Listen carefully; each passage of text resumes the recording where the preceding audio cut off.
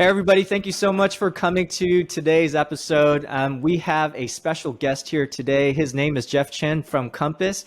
He focuses on the DC area. Primarily, he's one of the investment gurus, just helps all these investors out in Washington, DC area to, do either fix and flips, buy multi-unit properties, and all these complicated scenarios. He is the man. He has a background in actually construction, so he knows a little bit, more than I think regular realtors, because he knows the ins and outs of, if you have to build a property out, as well as if you have to fix something up, he knows where to go, all the subcontractors in the DC area. So I highly recommend to contact him if you have any interest in doing investment properties or maybe, just traditional real estate. I'm going to leave his contact information below. But first, Jeff, can you just share, how did you get into this industry space? I mean, from being a builder, contractor, and all in your background, and then going into investment properties and real estate now. Yeah, so I was kind of born into a real estate family. My father's been in residential real estate for pretty much his whole adult life, and I learned almost everything I know from him. So, credit to my father there. But I started with a background in construction before getting into selling real estate.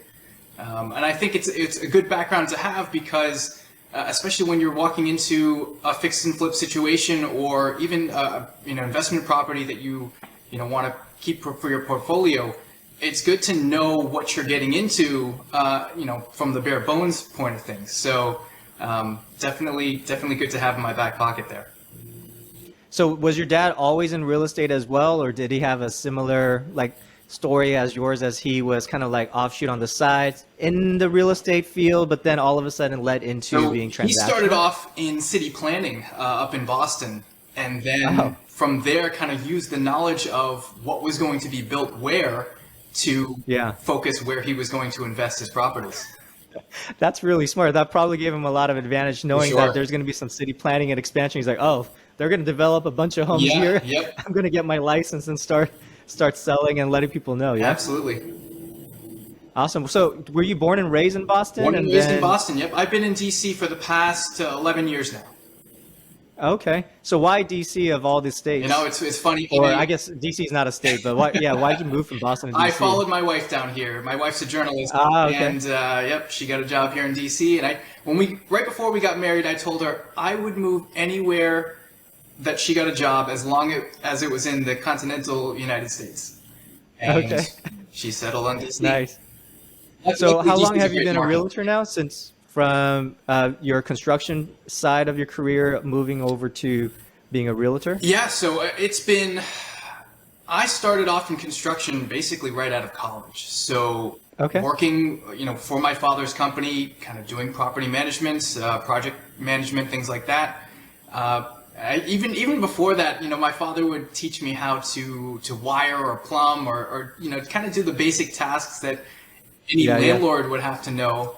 And I've kind of kept that up and brought that down here to DC with me. So. I think it would be interesting if a client of yours did a home inspection with you and you're walking through with a home inspector, right? Because you know a little bit more than the average happens realtor. All the time. I don't want to step on anyone's toes, and you want to leave the things to the licensed professionals when you're in that situation. But yes, I can't tell you how many times where I've walked in through a property and seen something and say, okay, well, we need to address this. You turn out. Has there ever been a time you're walking through, you're like, we got a U-turn out of this property. It's going to just cost you too much. Never, because you don't know what your client's comfort level is with a certain project. When I go into a project or into a house that I'm looking to buy for myself, I'm usually looking for something that needs to be torn down. So it doesn't matter to me what the interior or exterior of a property looks like, as long as I know what I'm getting myself into. Mm-hmm. That's a good point. Because you're going to do a remod or a whole complete gut, and then sell it at a higher price. Right. So the worst condition a property is in, usually the better it is for me. Yeah. So that kind of leads me to a quick question about we're expecting a recession to come around. Foreclosure moratorium are going to be ending. And so, don't you think there's going to be a little bit probably more foreclosure short sales and an opportunity for investors kind of swoop in? I do. It's not going to be like it was in 2009, 2010. But I I think you'll see a little bit of an uptick there. I kind of got into the real estate game in DC right around at that time, when the foreclosures were really starting to hit the market. And, that's how I was able to pick up a few of my first properties. So, yes, I think you'll see an uptick. I don't think you'll see a repeat of what happened 10 years ago. Interesting. Okay.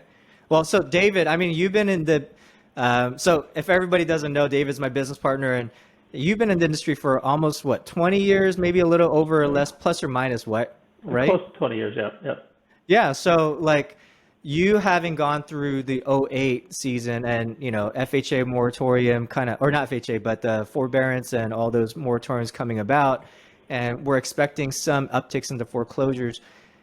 What do you think? Like, how can a person, let's say an investor, position right now for the foreclosure upticks to happen? What would you tell them? Well, I think if you're looking for a property and you've always kind of sat on the sideline, I think now when the market's very shaky and a little unstable is always a better time, because everybody's holding onto their funds or their money, and they don't want to really take that risk. But this is where you're going to get the most yield out of your money. And I'm human too, so it's like when we went through that whole thing in 2008, when I saw the retirements just kind of going off the cliff, I was just selling everything. But the problem is, like, looking back now in hindsight, I should have just kept them, just bought more. And I think and I would have been in a much better place now than before. But it's one of those things where you just kind of live and learn along the way. And if there's one thing that I could kind of tell people is that whether you are buying now, year from now, or 10 years from now, if you could buy now. Like, that's really the sentiment. And that goes, inversely, even with the rate hikes, so that incremental increases on the rates are fairly negligible if you understand how to navigate your way around the tax side of things, as well as the deductibility items. And there are a lot more ways to kind of, deduct that income versus just having a straight W-2, where you're kind of like landlocked. You can't really do a whole lot. Now, I'm not a CPA, so, those who are out there kind of looking at me as a CPA, you have to kind of talk to consult with your CPA. But for the most part, it's always been very, very functionally amazing asset to hold. I mean, if that kind of makes sense. I mean, so you bring up a good point about opportunities and, let's say, certain investment strategies, right? So I know that you two, both you, David and Jeff, you guys worked on a project together that was unique, where it involved certain, I want to say, tax mechanics and investment mechanics. So can you guys kind of share about that? Because I don't think every first-time homebuyer understands there's more to it than just buying a home. If your position and if your life kind of like dictates that it's possible, right? But even those folks who are trying to buy homes, they don't even know about some of these advantages. So I think it would be great for the audience to kind of understand, like, what are those opportunities out there, like the 1031 exchange, like how did that come about? How did the opportunity between you two come about? So maybe David, you can share a little bit, kind of lay the groundwork, and then Jeff, you can chime in on, what some fun tips for us as well. So this client,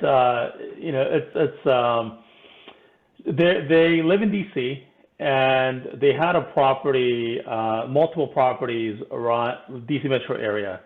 And I've known them for a long time personally, and it just ended up like they needed some guidance on what they should do with properties, as the mother was getting older. It was a single mom with a daughter, adult age daughter. And I think the thing was, they had properties that they owned for 10, 15, 20 years. So we had to kind of consolidate some of these to kind of do a 1031 to offset the gains from the properties that they were going to sell, or else it would have been very messy when it goes into the state when the mother passes. So we did some planning in that, and that's how this kind of came about.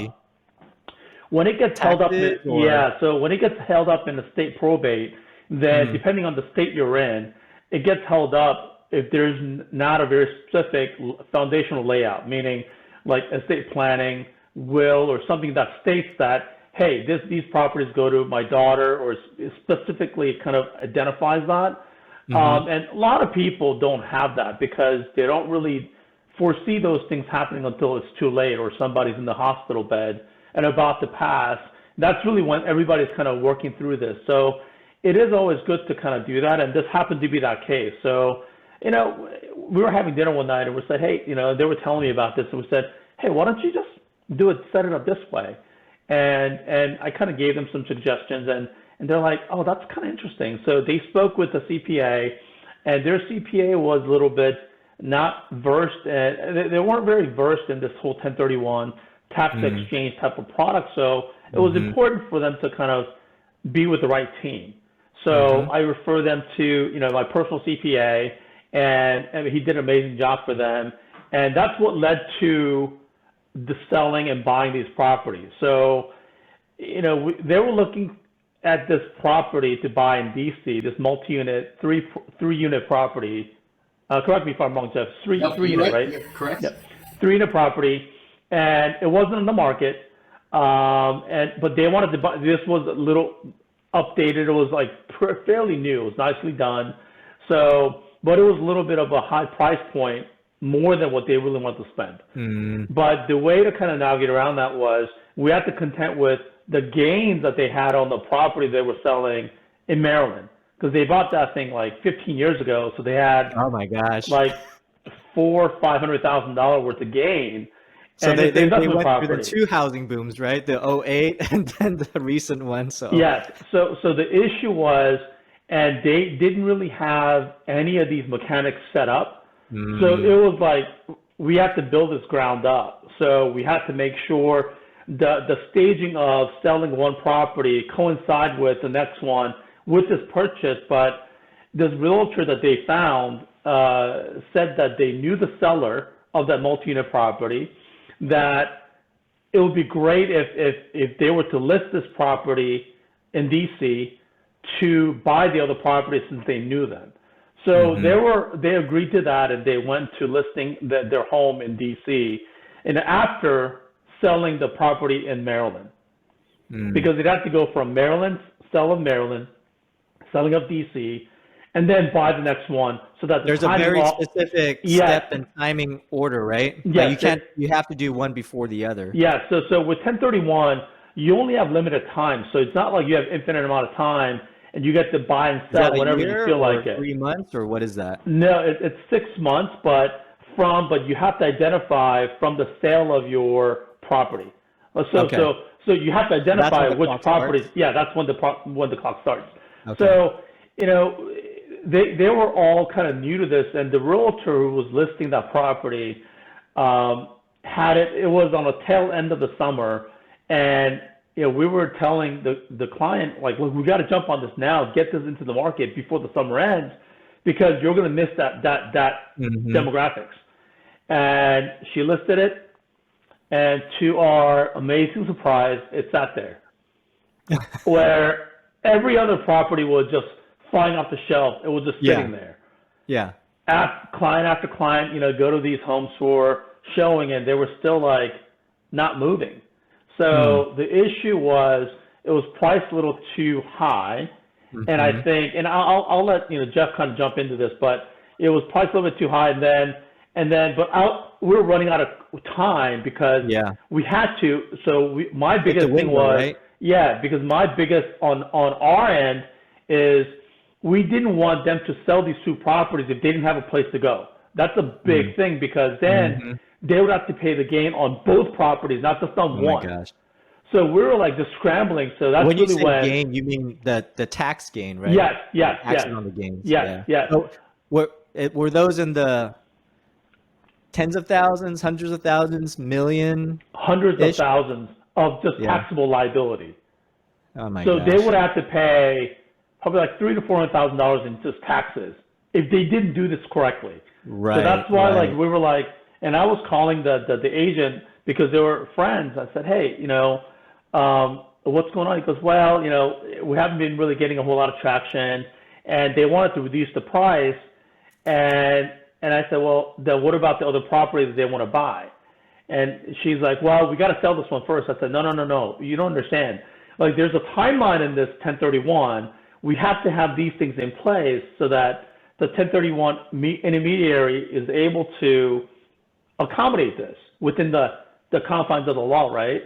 So that's really when I, reached out to Jeff. I said, hey, Jeff, hey, man, I need for you to take over this thing because I've worked with him just prior to that during the summer on another transaction that was his personal, and things just kind of went smoothly. And he's like, I had a good comfort with him and the way he navigated around those pieces. I said, hey, man, I need your help on this. So he jumped in, and I'll let Jeff kind of take over from there. It's funny, when I deal with David, normally David is the troubleshooter and the fixer for problems that come up. And the roles got reversed a little bit in this transaction. I remember David calling me and saying, all right, I've got this really complicated situation where there's, the client that's looking to buy a new property, but they also have to sell their own in a 1031 exchange. And there are certain stipulations for the new property that they're buying. Luckily, they had already chosen the new property that they were looking for because the stipulations were it had to have a west-facing front door. It had to be a multi-unit property, and it had to have one unit that was at ground level, street level. Those are very specific criteria. And then on top of that, it also had to be or as close to Capitol Hill as possible. Okay. I'm thinking there might only be a couple dozen properties in the city that meet all of those criteria.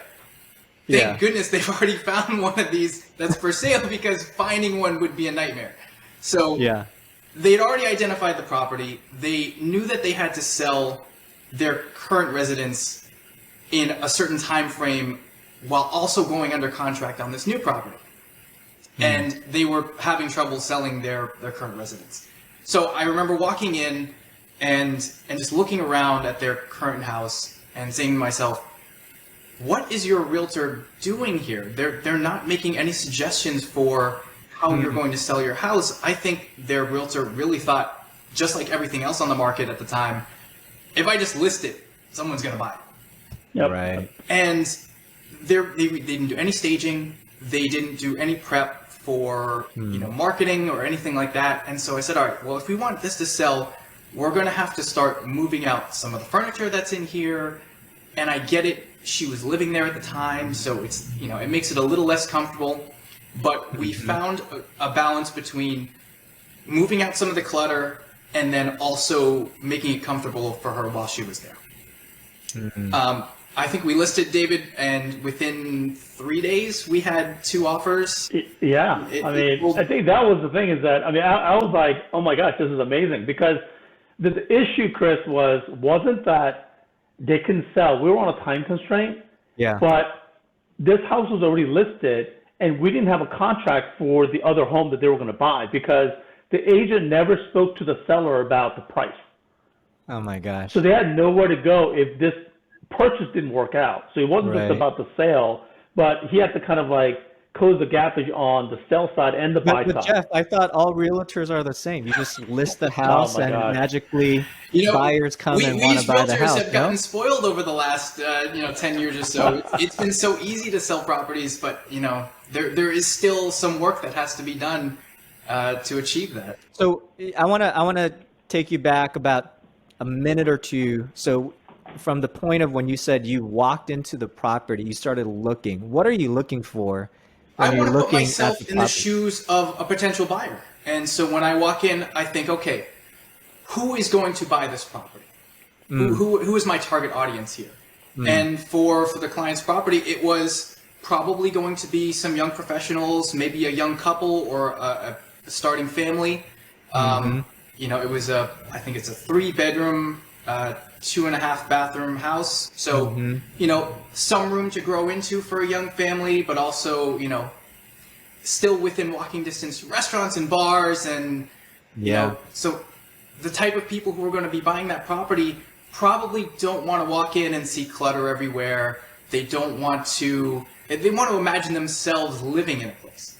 And so I have a question about what you said, because it just dawned on me that when you were walking in, you said you were thinking about potential buyers, and then you already understood like, okay, for this price range, it's going to be this type of demographic, probably in this age range, this type of profession.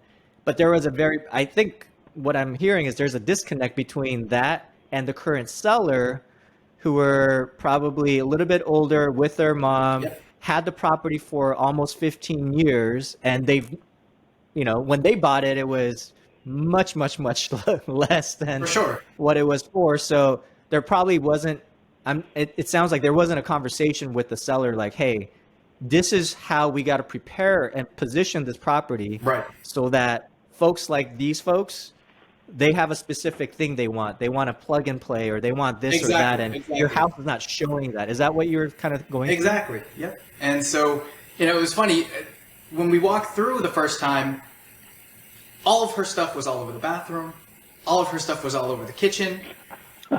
And, I told her, when people walk through, they don't want to imagine your clutter here or see your clutter here. They want to, they want the fairy tale, right? They want to walk in and see it super clean, neat, nothing on the countertops, nothing, strewn all over the bedroom. And, so even if they're not, I think it probably also goes with the price range, right? Yes. The price range. But even if they're not going to necessarily live that life, they want to imagine that they're living that life. Right. They might be just as dirty as you and have their stuff all over the place and be super disorganized, but they want to imagine that they're not. Yeah. So going back to, I think one thing that's being highlighted is with this specific scenario on the 1031 exchange, there's a few components that I think needed to be addressed immediately on to make it a smooth experience for the buyer, right? Or for the seller and the buyer, the seller who's also going to be the buyer. And I think the main thing comes around is forming that right team. That's something that I hear often.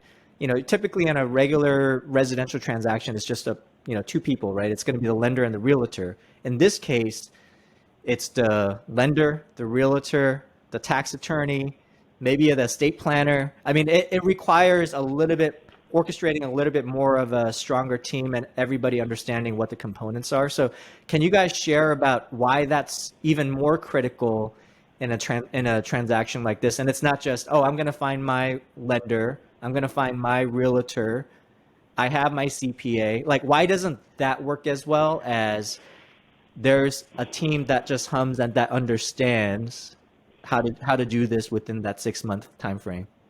Well, I think you need to have good communication between all parties. First and foremost, when people don't communicate, the ball tends to get dropped. And so when you have all these moving parts, it's important for everybody to be working together and know what the timelines are and know when to get their part of the job done. So, but it seemed like the other realtor understood it, but you came in late in the game to help solve. You were the problem solver in this one, but you had the urgency. You just knew like, okay, I have to hit these things quickly, address it versus just list and hope to sell. Yeah, I don't know that she. I will say maybe she was more optimistic than she probably should have been. I don't want to leave things to chance when I'm dealing with people's money, especially when there are hundreds of thousands of dollars at stake. We need to know and be sure that the job is going to get done before we start making any commitments to elsewhere. So when you have all these moving parts, I don't want to tell David or tell the tax attorney that yes, okay, we're going to have the property under contract on this date, and she can go under contract on the next place, right after, when I don't know that's going to happen. So, well, I think as our team, works on the other side of this whole equation, the piece that's really critical is that and you kind of mentioned the team, right? And it's not just about like who's able to provide the pricing and the rate and the product, because they could provide you a quarter less or maybe eighth less of a rate, but if they don't understand the taxable side, the consequences fall on the client 2 to 5 years down the road, not right now. So I think in that, as we're talking, like with this client in DC, they realize, oh my gosh, I think it is important to kind of have gone through this and and understand and work with clients who, I mean, with the team who's have gone through this before, regardless of whether it's one property, two property, a multi-unit, or hundreds of thousands of dollars, or $5,000. I mean, look, as long as I've been doing this, whether front end or the back end, I don't think I've met any client who loved paying taxes in my entire career. Now, regardless of how much money they make or how little money they make, that theme has been like universal thing. So, having the right team is going to save you in an intangible way that's not measurable sometimes until later.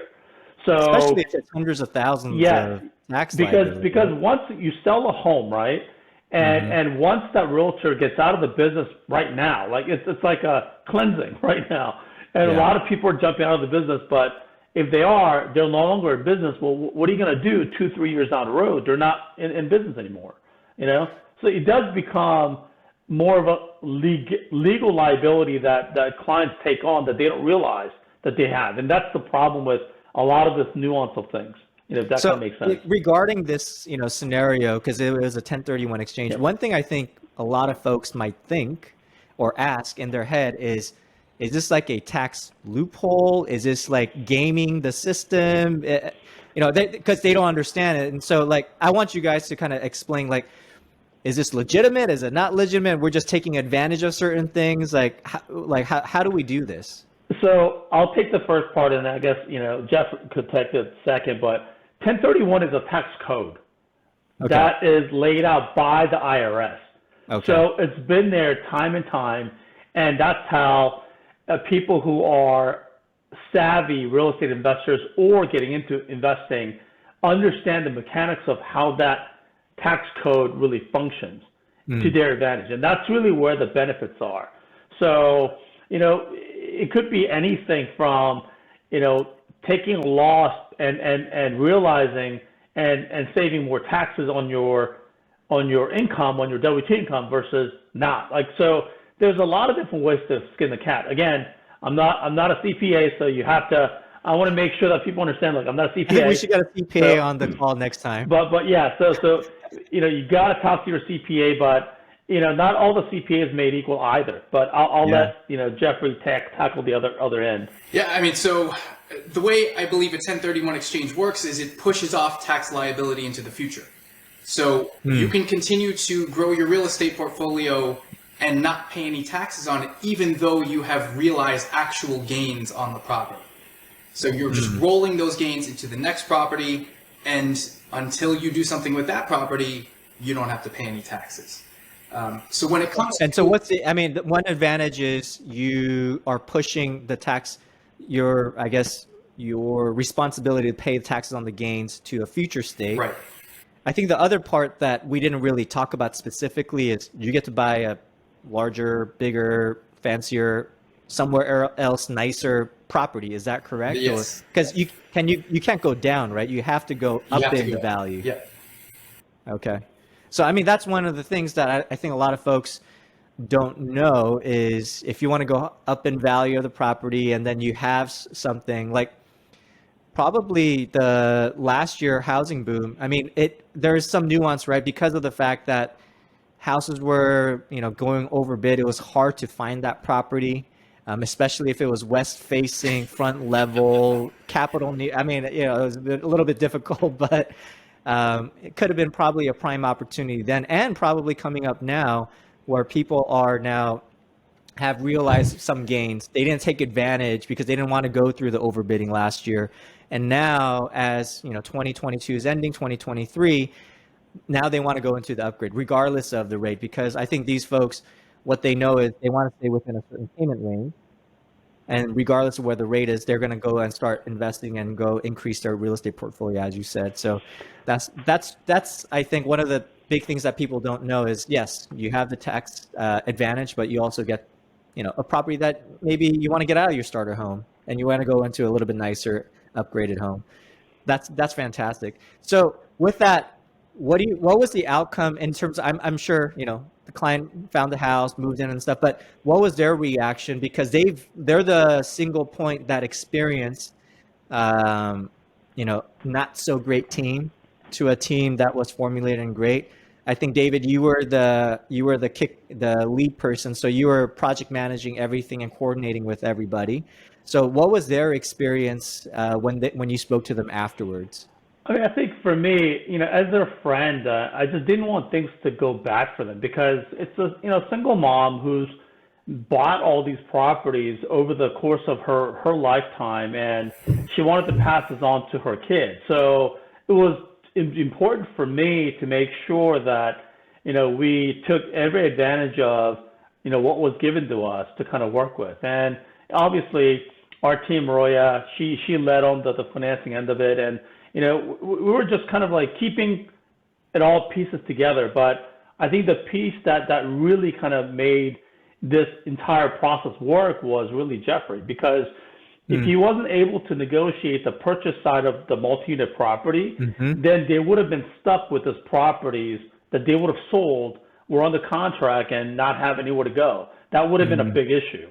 So, I mean, thankfully, he contacted the seller, was able to negotiate that piece out, and I think it's really kind of leaving those pieces to him. Look, I'm not in real estate, so I don't really know how that piece works, but I have to trust that whatever Jeff tells me is on point.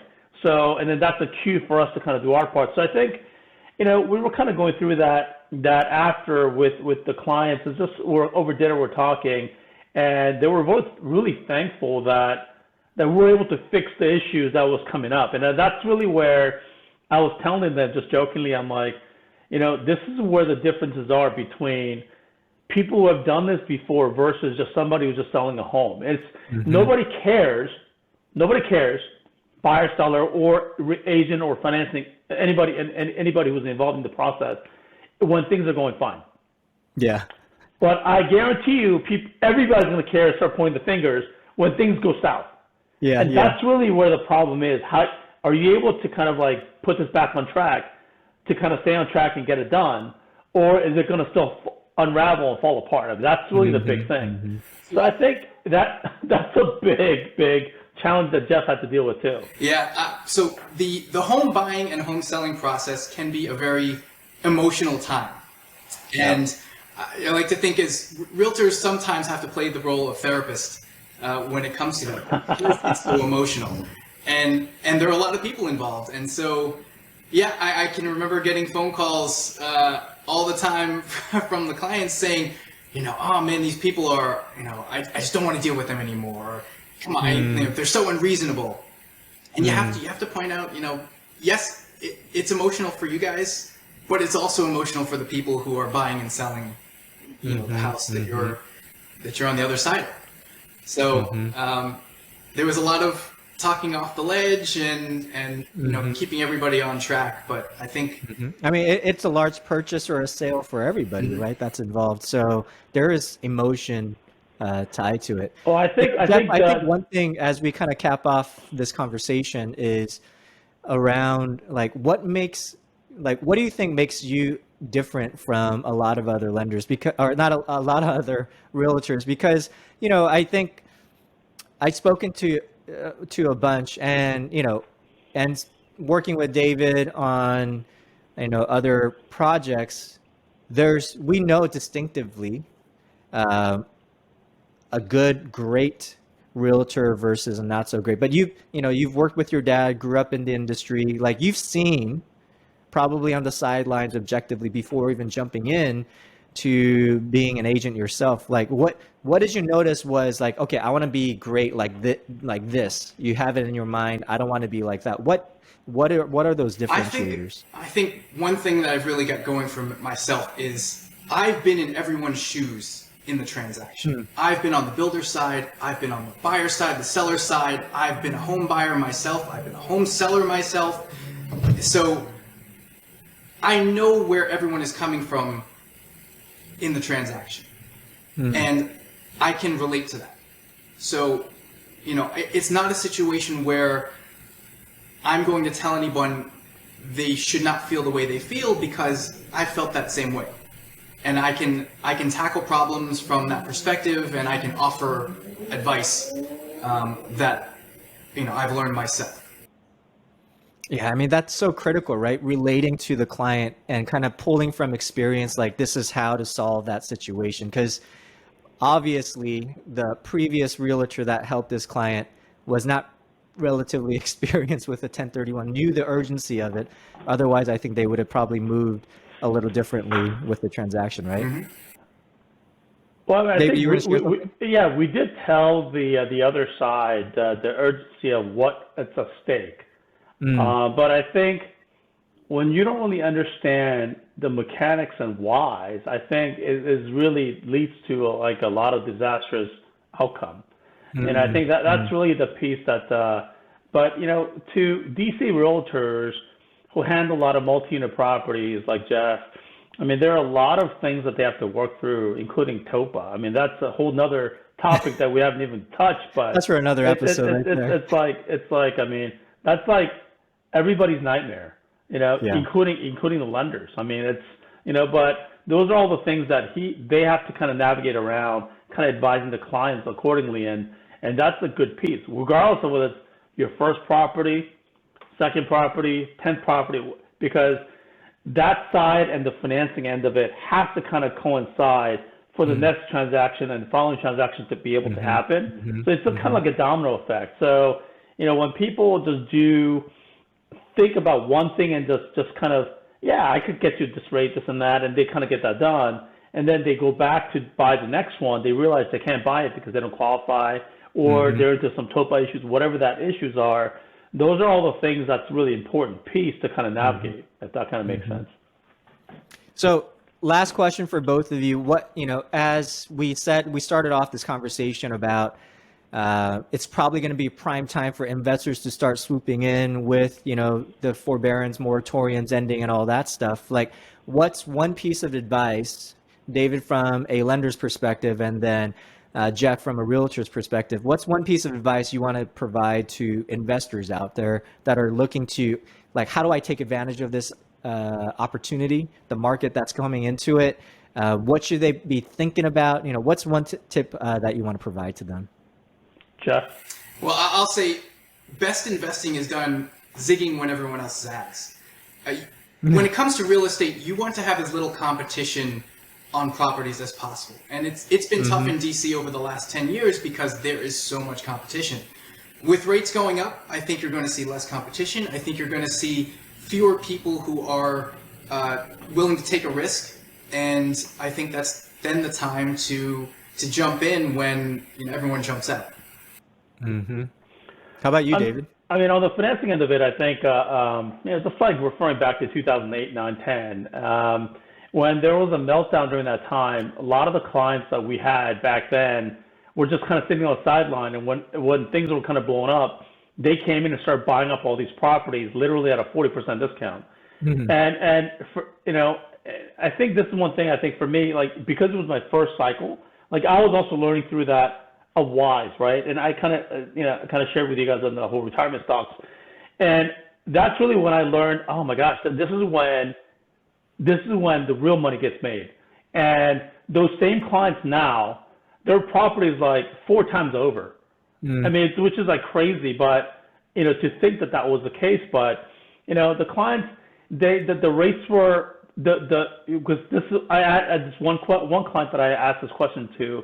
I'm like, hey guys, it's the rates on investment homes are like 8-9%. Like back then, it was Mm-hmm. as it was creeping up. He goes, I don't care about that. He goes, I said, why? He goes, because that affects the payment by just a small margin, but the amount of increase you're going to get on the overall value is where the Mm-hmm. investment comes, the yield comes from. So he Mm-hmm. says, a small little, blip on the marginal rate increase is it's a negligible is how he explained it to me. And I couldn't understand that because I was penny pinching back then. I was one of those guys who just did all that. But I was just thinking wrong in the way that you invest and the way you think about investment. So that's really when I kind of learned. I mean, this time around, I did a little bit better than last time. I wasn't as freaking out as much. Yeah. So, but I think it's about what you're able to stomach, right? Yeah. Your Yeah. your personal tolerance are. So right now, with the market the way it is, there are a lot of good value out there. Whether it's and a lot of people do get focused on the whole rate because the market's kind of hammering that, but at the end, like it's not going to stop people from renting. And right now, the rental market has been crazier than ever. Yeah. So it is kind of going up with the kind of the rate increase as well. So, and that's really where a lot of people just don't quite understand the parallel between those two items, you know? So that, and I think it's also savvy investors, they know they're going to probably refi once the recession hits, rates will drop 2 or 3%, and then they'll just come out of it and into a lower rate, which is kind of basically what a lot of these folks did during the pandemic. I mean, nobody knew that was going to happen, but that was a global recession, provided an opportunity for everybody to kind of lock in into a lower payment range, and then they were just making a killing. And I think that's probably going to happen in the next 12 months as well, as it looks like, you know, we're heading into a little bit slower than expected, but heading into a recession. And so with that, we're all expecting rates to drop, which means prime. That's when I think, Jeff, to your point, when rates drop, competition is going to increase because now they're like, oh, it's cheaper to afford a home, to buy a rental property. And so if anything, it's like buy now and then just refi out of it. Later is probably the best strategy, right? I think those who are going to do the best right now are those who do their research. And you know, I think that starts with talking to Jeff. If you're in the DC market area, doing the research and seeing like, okay, I want to buy investment properties. Where do you see there's possible potential and opportunities? And then start building a strategy around that, speaking with the lender to get pre-approved, see what your qualifications are. I think that's step one. Don't you agree? For sure. For sure. All right. So with that, then I'm going to leave Jeff's contact info below. I'm not going to leave David's because you just go to onerate.com for that one. But I'm going to leave Jeff's contact info below.